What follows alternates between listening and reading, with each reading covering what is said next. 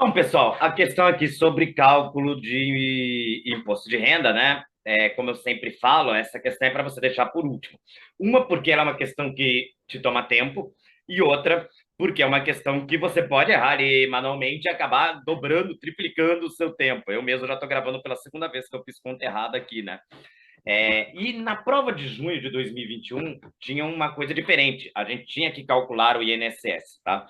Então, eram duas tabelas, do IRPF e do INSS. A prova exigia que você calculasse o INSS, coisa que não vem acontecendo aí nas provas de 2022 e 2023. O INSS é um dado, você não tem que mais calculá-lo. Por isso que aqui na resolução, ó, aparece aqui o passo 1, calcular o INSS, que hoje ele é um dado do problema, eu nem vou entrar nesse mérito, porque estou gravando isso aqui já em fevereiro de 2023, né? Mas vamos lá. Então, como sempre, qual é o meu primeiro passo? Opa. Passo 1. Calcular base tributada. E aí, para calcular a base tributada, é a renda menos as deduções. E aí, observar limites. No PGBL, educação. E lembrar da dedução automática por dependente. Tá? É isso que você tem que ter atenção. E aí, vamos lá, vamos começar então. Ele tem uma renda aqui de 700 mil, né? Renda de 700 mil. E aí, vamos para as deduções. A primeira dedução aqui, gasto médico e plano de saúde, 90 mil. Isso é sem limite, né? Se gastar 700 mil, estaria isento de imposto, né? Por isso que quem tem câncer, doenças aí graves, está isento, imune, né? Não isento, imune de imposto. E aplicou 50 mil num PGBL. Bom, aqui tem um limite, 12% dos 700 mil, já dá para ver na cara que não chegou, né? Mas 12% de 700 mil dá 84 mil, ele só contribui com 50. Então eu posso tirar os 50 inteiro, né? Não vou tirar 84 mil, vou tirar só 50, que é o que ele contribui. Ele poderia até ir a 50 mil, a 84 mil. Então tirei aqui os 80 mil, os 50 mil do PGBL. A escola dos filhos, únicos dependentes, está em 25 mil por ano, mas aqui tem limite. É esse aqui, ó, né? Você tem que usar o dado da prova, tá? Não pode decorar, tem que usar o dado da prova. 3.561,50. Então, 3.551,50, mas isso é vezes 2, né? 3.561,50 vezes 2, 7.123. É o que ele vai deduzir aí de educação.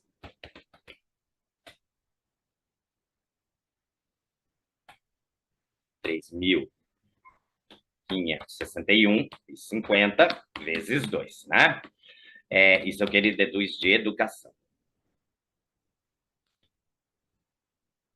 Aqui é saúde. Aqui é PGBL. Tem limite. 12% da renda. Está todo mundo cansado de saber, né? Educação tem limite também. 3.561,50 por dependente. Mas veja, tem que ter o gasto com educação. Vamos supor que ele tivesse um cônjuge, né? E o cônjuge não estudasse. Não pode deduzir, tá? É só despesa de educação do filho. Ah, mas então vou pôr a escola no nome da minha esposa. Também não pode, tá? A escola é do seu filho, ele que tem direito à dedução. E ele tem que estar na sua declaração como dependente. Saber, e não me falou mais nada, ó. Só que aí tem o INSS, que na época a gente tinha que calculava exatamente igual, ó. Você pegava esse teto aqui, né, 6.433 e multiplicava por 14%, ainda tinha uma faixa dedutível, era assim que fazia. Não é em cima dos 700 mil, tá? É em cima desse teto aqui, no caso, 6.433 por mês, né? Aí isso aqui ainda tinha que multiplicar por 12 na época, e ainda ia ter dedução, tá dando esse número aqui, ó, 8.558,22. Tá, hoje eu não vou mais precisar fazer essa conta, Tem que lembrar que deduz, né? 8.522. Isso. Só colar aqui, 558. E 22. Seu INSS. Lembrando, mais uma pegadinha, que para você ter esta restituição aqui do PGBL, obrigatoriamente você tem que descontar alguma coisa de INSS. Não precisa ser pela tabela, tá? Mas alguma coisa de INSS tem que ter lançado, senão não tem restituição do PGBL. Só uma lembrança aí de uma pegadinha que pode aparecer na prova. E pronto, né? Aqui tem a dedução por dependente. A dedução por dependente é de 2.275 vezes 2, né? Vou colocar aqui. 2.275 vezes 0,8. Aqui não precisa ter despesa nenhuma, tá? Simplesmente lançou o dependente, você pode deduzir isso. 2.275,08 vezes 2 dá 4.450. Menos 4.550,16. Tá?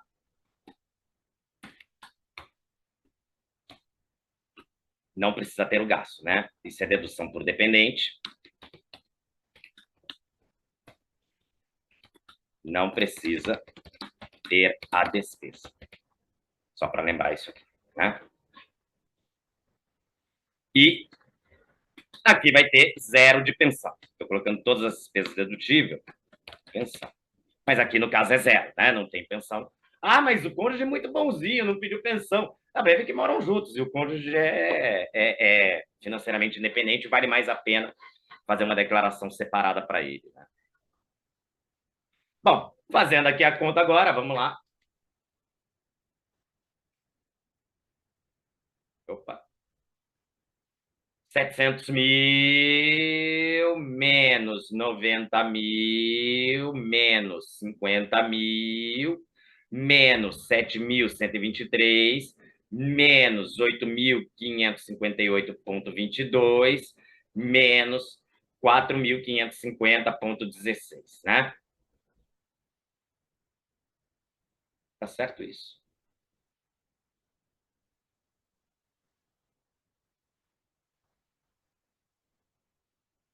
Tá certo. Base de cálculo aqui, só refazendo, tá vendo como é que você tem que ter um cuidado?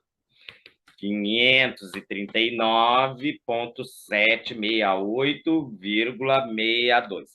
Para não ficar chato aqui para vocês, tá? Eu só vou dar um pause aqui, porque é sempre bom fazer duas vezes a conta.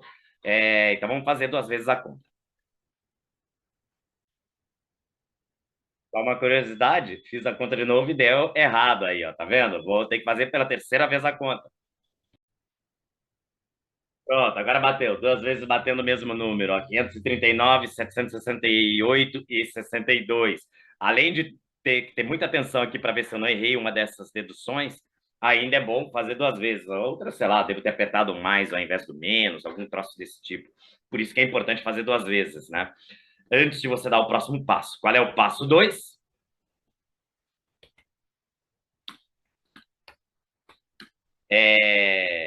Calcular IRPF devido.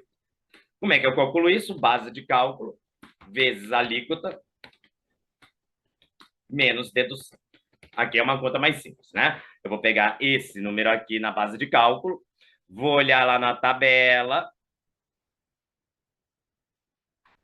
Aqui é a tabela, ó, acima de 55 mil, 27,5%, né? Aqui, ó, acima de 55 mil, 27,5%, e ainda vou deduzir esses 10.432. Então, deixa eu fazer a conta aqui. Vezes 27,5% menos 10.432,32. A base de cálculo aí dá 138 mil, né? O imposto aí dá 138 mil.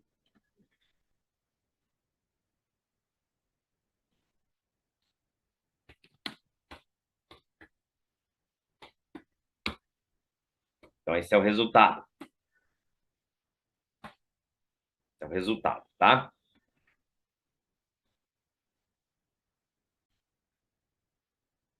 E agora, o mais simples de todos, né? O passo 3, calcular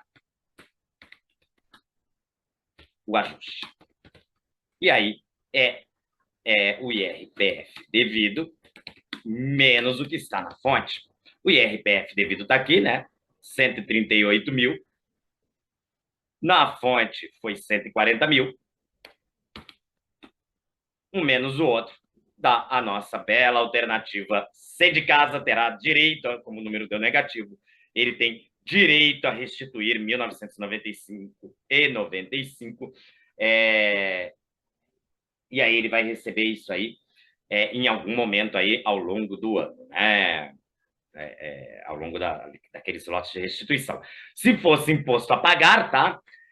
Se tivesse o imposto a pagar, aí você teria um outro problema, tá? Você teria a questão aí do que teria que pagar logo no dia 1º de maio, né? No dia seguinte à declaração. Faz tempo que a declaração não termina dia 30 de abril, mas você teria que pagar exatamente no dia posterior. Entregou a declaração, paga o imposto devido, tá? Imediato. Dia 1º de maio vai gerar uma taxa para você e você tem que pagar. A restituir, o governo fica aí a restituir, né? Nunca vi questão sobre isso, mas ele vai restituir o valor corrigido pela taxa Selic, tá bom? Poderia cair. Poderia cair. Então, o imposto a restituir, se você não está precisando do dinheiro, não é nenhuma aplicação tão ruim assim, você está recebendo ali a taxa Selic isento de imposto. Muito bom, né? Se eu pudesse aplicar pela taxa Selic isento de imposto, acho que boa parte do meu dinheiro estaria aí. Mas é essa a lógica. Então, tá feito. Veja a questão trabalhosa, estamos aqui já gravando há algum tempo, e você não viu todo o meu trabalho, porque eu refiz a conta aqui várias vezes, pausando o vídeo.